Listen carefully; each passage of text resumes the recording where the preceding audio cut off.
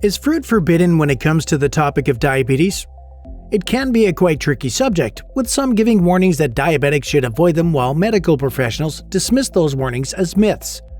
After all, we've been told to consume 4 to 5 servings of fruit a day, right? Fruits do provide numerous benefits in the form of micronutrients and phytochemicals. It would seem like a waste not to eat them. Well, as most things, the answer lies somewhere in the middle. If you do a Google search on the topic, you can easily find posts like Top 20 Fruits for Diabetics or Best Food for Diabetics.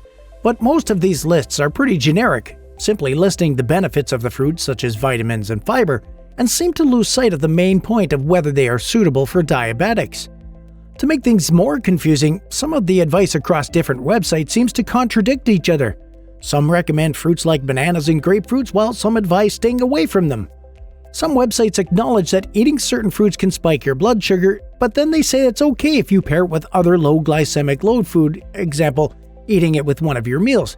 But I don't exactly recommend this. I was pretty confused, and it's okay if you are too. After some trial and error, I found what works for me, and I'd recommend you do the same for yourself. Advice from others is good and all, but ultimately you gotta try it for yourself and change your strategy if it doesn't work. This applies to my advice here too. Before we continue, do consider subscribing to us, as every video you watch will equip you with the knowledge to overcome type 2 diabetes. Now, let's dive in. Fruit can cause large sugar swings in diabetics.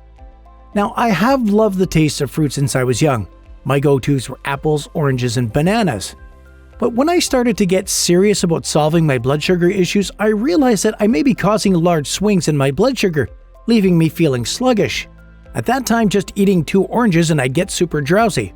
Once I ate a pear, a fruit that some websites allow, and I had an acne breakout shortly after. So what's the alternative?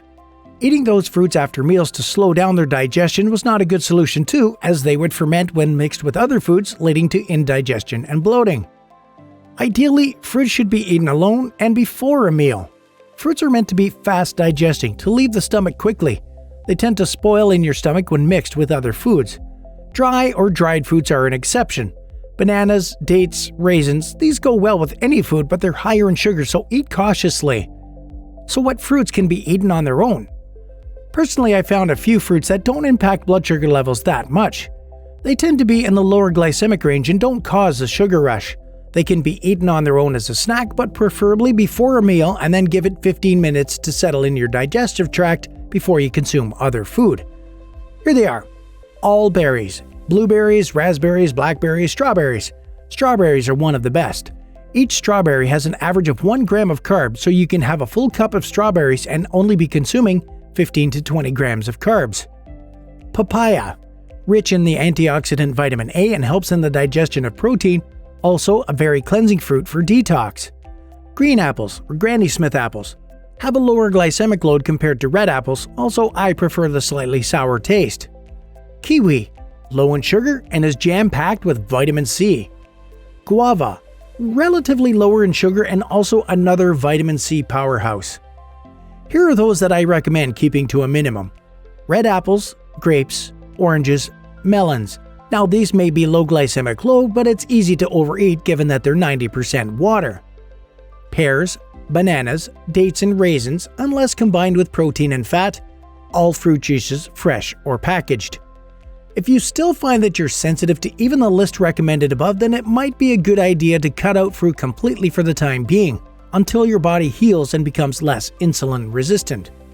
It is important to get enough vitamins and minerals for the day, but if fruit causes large sugar swings for you and gives you symptoms of hyper or too high or hypoglycemia too low, you can always get your micronutrients from vegetables instead. Get some vegetables from your local supermarket and add some to your meals. I typically prefer vegetables that are still okay to eat raw in terms of taste, like lettuce, cucumbers, celery, and bell peppers. You won't ever find me eating raw kale or spinach. Or if you can't stand the taste of vegetables or you just don't have the patience to chew through them, you can juice the vegetables instead of eating them. Personally, I prefer to get my vegetable intake in juice form by freshly extracting them from a juicer. The main advantage here is that you can get all your day's worth of vegetables in one sitting, all condensed into 1 cup, as opposed to chewing down a salad for 30 minutes. It won't taste good, but for that few seconds of bad taste, it will work wonders for your body. But sometimes I'm feeling lazy and I don't want to have to deal with all the chopping and the cleaning up. I'll take a greens powder drink instead. It's not as good as getting fresh juices, you don't get the live enzymes, but still, it's a convenient way of getting a nutrient-dense serving of vegetables and minerals. In conclusion, if you're struggling with blood sugar issues, I'd advise you to cut out the high glycemic fruits totally or keep them to a minimum. It's not a good idea to combine them with meals as they will ferment, except for dry fruits like bananas, dates, and raisins. You can have some of the medium glycemic foods in moderation if you're not too insulin resistant, but see if you can have your main meal with protein and fats 15 minutes later after the fruit to allow them to digest first. If you're cutting out fruit completely, you can still get enough vitamins and minerals from vegetables or vegetable supplements.